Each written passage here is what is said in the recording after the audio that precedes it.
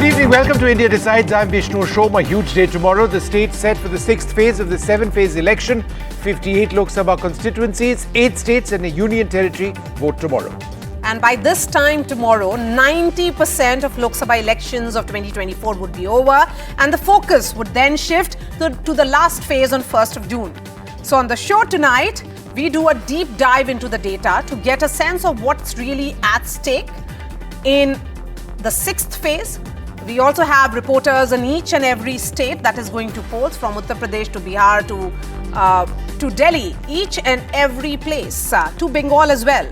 You can see all the reporters there on your television screens. Vedant Agarwal in Delhi, Tanish Punjabi joins us from Prayagraj in Uttar Pradesh, Gurpreet Chinna joins us from Karnal, Prabhakar Kumar joining us from Bihar, from Siwan, Nazir Masoodi, Anantnag, Saurabh Gupta, Tamlok in Bengal. Thank you all very much for being with us. Let me go straight across to Saurabh, who joins us at this stage. Saurabh, it's interesting that the BJP actually last time around in 2019 did quite well in this particular phase. By the end of this phase, Saurabh, it was the BJP which was actually ahead of the Trinamool Congress, but it was in the 7th phase that the Trinamool actually caught up. Yes, it's rather interesting, Vishnu, that... We'll get Saurabh, I think, in a moment from now. Yes. So let's take a question to Vedant, because 7 seats of Delhi go to polls tomorrow, and it's a high-stakes battle, certainly, because in 2014 and 2019, Vedant, all these 7 seats were won by the BJP. This time around, it's an India bloc, that is the Aam Aadmi Party, plus the Congress, which is contesting. So a rather interesting battle in several of these 7 constituencies, Vedant. Where exactly are you? That's right, Mara. I'm right in front of the India Gate. And as you said, it's a high-stakes battle because remember, despite its victories in the local polls as well as the assembly polls, the Aam Aadmi Party so far has not been able to dent the BJP's prospects in the Lok Sabha. The BJP, of course, is battling a 10-year incumbency. But the real fight, you said that the Aam Aadmi Party and the Congress are fighting together. The real fight that we sense on the ground is only on the seats where there's a direct fight between the Aam Aadmi Party and the BJP. There are 4 such seats, and the 2 most interesting seats, where there is some sort of a tough contest. One is, of course, West Delhi, and the other is the South Delhi constituency. In West Delhi, of course, it was Parvesh Verma's stronghold. This time, the BJP has unseated 6 of its 7 incumbents, except Manoj Tiwari. It's a very interesting fight in West Delhi and in South Delhi as well. It's actually the Gujjar factor that matters the most in South Delhi. You have both Gujjars. In fact, the Delhi leader of opposition, Ramveer Biduri, who's contesting a Lok Sabha poll for the first time. He is up against Sahiram Pahalwan of the BJP, of the Aam Aadmi Party. All right, we've lost that line with Vedant. Let's go straight across to Nazir Masoodi, who joins us from Anantnag. Nazir, the elections in Kashmir this time have been most noticeable because of enthusiasm, a large voter turnout. Fortunately, people coming out to vote. Is there a sense of real optimism in Anantnag as well, a day ahead of polling? Yeah, exactly, and it's expected to be a high voter turnout in Anantnag Rajouri constituency tomorrow, like it happened in Baramulla or Srinagar constituencies. But the most important thing about these elections, the silence is broken in Kashmir. There was a long silence for last more than 5 years. Finally, it was replaced by the dance band baja of elections. So here, a large number of people participating in these election campaigning across these constituencies, and tomorrow people in Anantnag Rajouri constituency will vote. This constituency is very important for every party, even as BJP is not contesting here, it's important for them. In the last days of this election, they publicly supported Apni party candidate Zafar Iqbal Manhas. And so clearly there's not official announcement of the support, but they actively supported Apni party candidate Zafar Iqbal Manhas. But the main contest is seen between 2 India alliance partners, National Conference and the PDP, and the voters will decide fate of Mehbooba Mufti tomorrow. This constituency has also several, ethical fault lines, political fault lines, regional fault lines as well. While we have a Kashmiri speaking population in Kulgam and the Anantnag constituency, you have Pahari and the Gujar population. BJP has been using, a reservation for the Pahari community as a tool to get votes and support apni party candidate. So we'll have to which way people will vote tomorrow, but it's expected to be high voted turnout. And remember, these Rajouri Poonch areas have been the high target on militants. There have been series of attacks on security forces. There were attacks on Air Force. There was attack on Air Force as well. So security is on high alert in the mountains of Pir Panjal for tomorrow, and also on this north side of Pir Panjal mountains in Kulgam and Anantnag as well. We recently there was a killing of a BJP. There was indeed, and so security a huge concern. But half a second, Nazir, need to keep the strike rotating because we're running short on time today. We've got a special interview with the Prime Minister at 9:30. I'm going to go straight across to Saurabh. Saurabh, good to get you back up. This was a phase where last time around the BJP had actually done quite well. It was only in the 7th phase that the Trinamool actually came back. Yes. So could you give us a sense of the importance and the close contests potentially in this phase 6?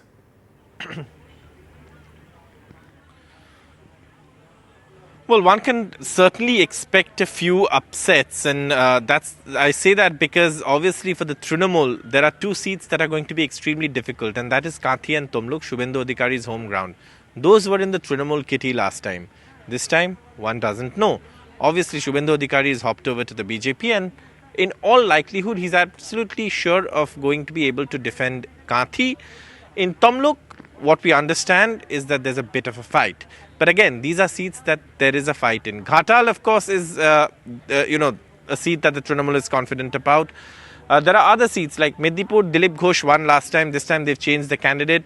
Agnimitra Paul is the candidate there against June Malia.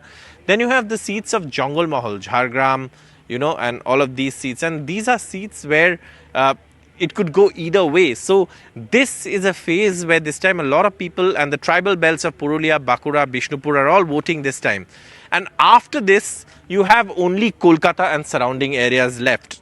And those are Trinamool's strongholds, absolutely. So in fact, how the BJP fares in this phase is going to be very important. In 2019, in the last phase, there were 9 seats which went to polls in Bengal. Yeah. And they won all those 9 seats. That's when you say they made a comeback. And in phase 6, I think they won more than the Trinamool Congress. That's right. Last. So we'll certainly, that's why the TMC made that comeback and, bettered its tally in comparison to its overall performance. I can see Prabhakar Kumar joining us from Siwan. Also from Prayagraj is Tanish Punjabi. Tanish, coming to you, Prime Minister Narendra Modi will be there in Uttar Pradesh in his constituency in the next 48 hours. But overall, the sentiment in Prayagraj, it's an important constituency for the BJP, just as every constituency is for both the parties this time around. Well, of course, this time it is SP. It is a former SP leader who has joined Congress, Ujjwal Raman Singh, contesting. Allahabad, of course, a very important constituency for the BJP. But apart from Allahabad, there are 2 constituencies in Prayagraj. One is Allahabad Lok Sabha constituency. One is Lalganj. One is the Lalganj constituency. But apart from these, there are other constituencies also, very hot seats like Azamgarh, Bhadoi. You were of course talking about TMC over there. In Bhadoi from the India bloc, it's a TMC candidate who is contesting elections against the BJP. So very interesting battle to see over there. In Allahabad, it is of course Ujjwal Raman Singh, as I said. And in Azamgarh, again, the Samajwadi Party is seeking to reclaim their stronghold, their Azamgarh stronghold. Dharmendra Yadav fighting against the famous singer popularly known as Nirawa. He is contesting against Nirawa. He won in the 2022 by polls, and now it's battle between Dharmendra Yadav, a member of the Yadav family, versus Nirawa. But of course, very interesting, the 6th phase, because after this, all the focus will move on the 7th phase, where of course it is Prime Minister Narendra Modi's constituency. In this phase, out of 14 seats, around 5 are not 5. The BJP was not able to win around 5 seats in the 2019 Lok Sabha polls. So of course, the target of the BJP is to make sure that they win most of the five seats lost in the 2019 And it is of course going to be a key battle over there. Again, Tanish, cutting you short, running short on time. Prabhakar Kumar, where are you? In 1 minute, tell us about the significance of Siwan. See, there are 8 constituencies of Bihar which are going to poll today, right from Valmiki Nagar to East Champaran to West Champaran, Vaishali, Shiwhar, and then you have Siwan and Gopalganj. But Siwan will have all the eyeballs. What makes it interesting is Hina Sahab being in fray. She is a widow of Muhammad Shahabuddin, who was a heavyweight politician of Siwan. And remember, Siwan was earlier known as a birthplace of Dr. Rajendra Prasad, the first president of India. But later it was known throughout the country because of Muhammad Shahabuddin. Hina Sahab is contesting for the second time. Earlier she was actually on the RJD ticket, but she lost the election, and this time she's in the fray as an independent candidate, and she makes this battle very interesting. It's a clear triangular contest, and if she's able to dent into what is the traditionally known as the RJD's vote bank, that is the Yadavs and the Muslims, then it would be a change of the political scenario here, especially in this particular region. The other important candidate in fray is you have from West Champaran, you have Radha Mohan Singh, the former minister, you have Lovely Anand from Shiwhar, you have Sanjay Jaiswal, who was the past president of BJP. He is contesting from East Champaran. So there are many important candidates in fray in this sixth phase. Yeah, the numbers were with BJP in 2019. They have to defend these numbers. Okay. So they have to maintain the tally. If they have to maintain the tally, but all I was as I told you will be on Siwan. Yes, and so the last state we are focusing today is on Haryana. That is where Gurpreet Chinna is joining us. So Gurpreet, what's the update that you're getting from there? There seems to be a lot of action happening right next to where you are. Well, yes, of course, we all know that there is no campaigning at this point of time which is happening in Haryana, but at the same time there is the beating which is being held within the voters also, and a lot of discussion is already underway. We have seen the Chief Minister of Haryana, he is also monitoring situation here, each and everything. And if we can talk about the political scenario in Haryana, we have seen Haryana this time has a lot of competition, because if we can talk about the BJP says we have done a number of development work in the last 10 years because BJP has been ruling. So now for the BJP, if we can talk about, understand the problem and challenges for the BJP, it seems BJP has a big challenge, because in 10 years being a ruling party, they must be having some anti-incumbency, whereas the BJP netas, they say we have a pro-incumbency. But at the same time, if we can specifically talk about Haryana, we have seen the huge farmer protest has been launched here against the BJP leaders also. That is another challenge. And earlier we have seen in the state government, BJP and JJP, they had an alliance, but now BJP is independently contesting all the seats from all the Lok Sabha. And if we can talk about the Congress is playing a big card on the basis of unemployment. They are saying on the farmer protest also, they are also playing the same card. Sure. And if we can talk about the hot seats in Haryana specifically, we can easily understand. We are reporting from Karnal at this point of time, and Karnal is a hot seat because the former Chief Minister of Haryana, yes, ML Khattar, he is contesting this election from here, whereas from the Congress, our youth leader has pitched against this former Chief Minister. And if we can talk about the Rohtak, because former Chief Minister's son, Dipinder Hooda, he is contesting from there. So these hot seats are being very interesting indeed, Gurpreet. And we are going to just come to some graphic points on that. Look, I'm just interrupting because we've got that very important interview with the Prime Minister to NDTV, a fresh interview which was done just in the last couple of hours. That plays out at 9:30. So we are cutting this bit of our program short with our correspondents who've been out on the field. But first, a quick look at what we are talking about. Phase 6.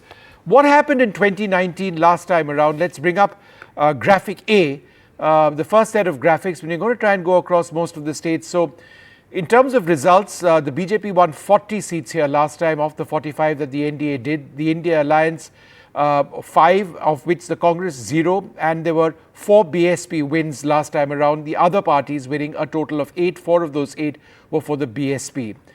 Again, in terms of the strike rate last time around of the major participants, in 2019, the BJP had in phase 6 an overall strike rate of 75%, which was significantly higher than their overall strike rate of 69%. But just look at the Congress strike rate in phase 6, Maria, 0%, right? And overall, of course, 12. So they were very, very poor last time around. But let's introduce our panelists and then go across to the first state which we are looking at, which is Delhi.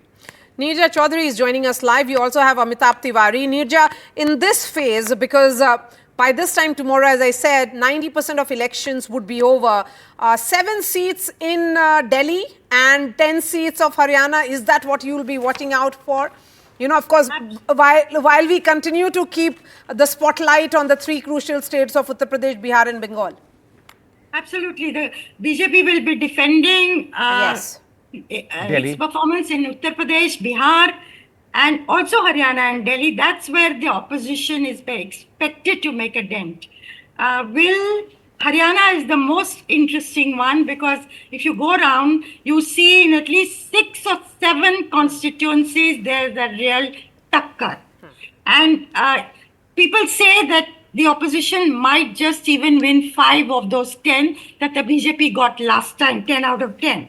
So Haryana and the Jats, Jat-dominated villages have kept the BJP candidates out in several places.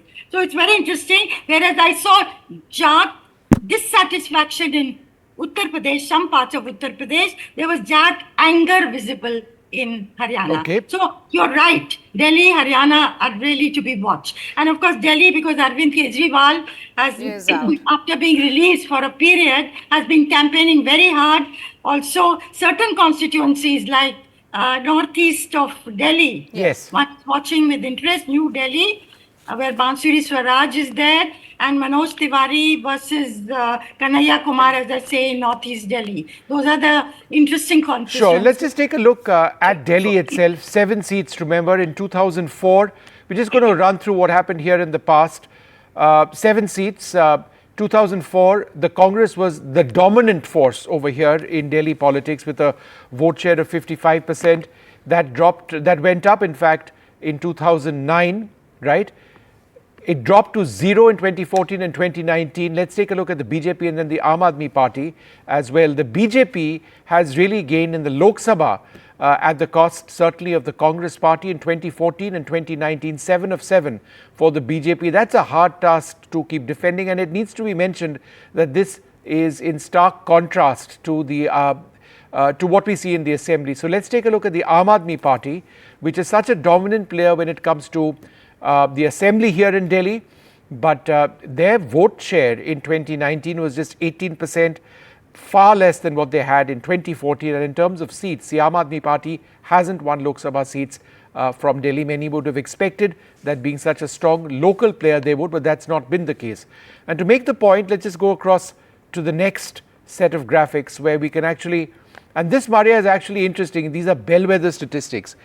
And if you look at Delhi as a bellwether, and perhaps Amitabh wants to come in over here, between 1998 and 2019, whoever has won Delhi in terms of the Lok Sabha has come to power in the centre. Now, there's always a danger, Amitabh, in looking at bellwether states, but it's an interesting statistic nonetheless. Whoever wins Delhi in the Lok Sabha comes to power from 1998.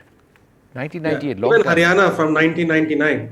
Even Haryana from 1999. Whoever that's wins right. Haryana goes on to form the government. See, Delhi, there is a big swing voter who votes for BJP in Lok Sabha election. BJP was at 57%.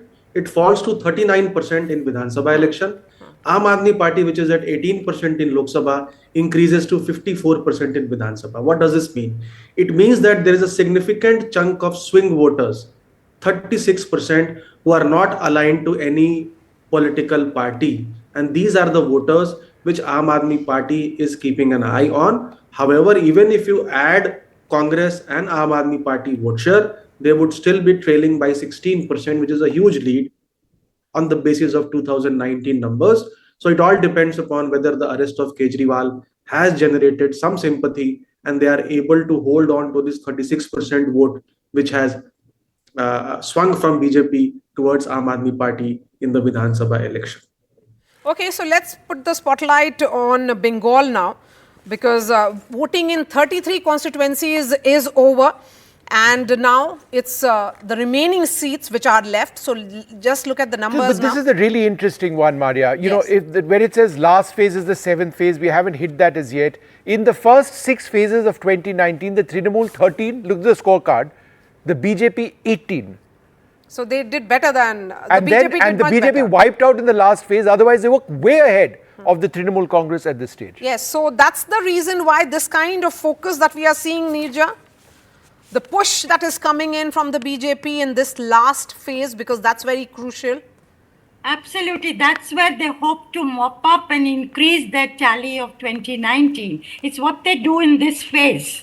And of course, the last one. That will make a lot of difference. And the BJP does hope anything from, they're talking about anything from 5 seats to 7, 8 seats that they hope to increase their tally by.